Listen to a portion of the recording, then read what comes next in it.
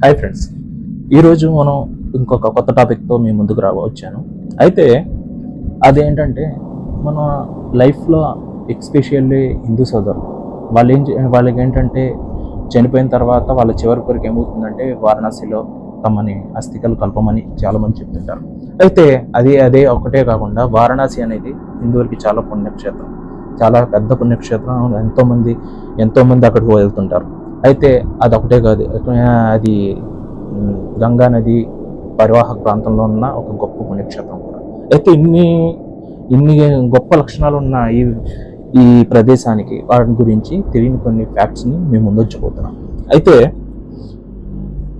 ఈ మనందరికీ కూడా ఏంటంటే అఘోరాల గురించి ఎంతో కొంతమందికి తెలిసి ఉండొచ్చు.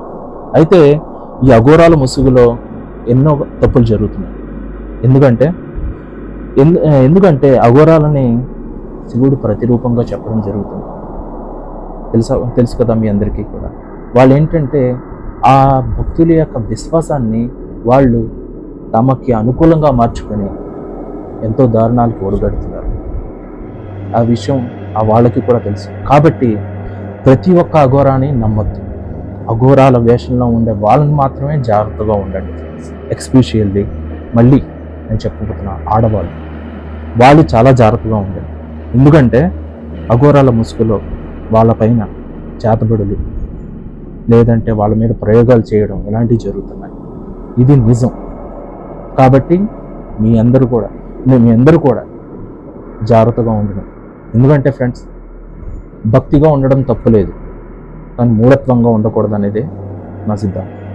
ఎందుకంటే వాళ్ళు తమ మంచితనాన్ని భక్తి యొక్క ముసుగులో ఎంతోమంది భక్తులతో ఆడుకుంటున్నారు. కాబట్టి అలాంటి ఫేక్ అఘోరాలతో జాగ్రత్తగా ఉండండి. ఎస్పెషల్లీ వారణాసి, హరిద్వార్ అలాంటి ప్లేసెస్లో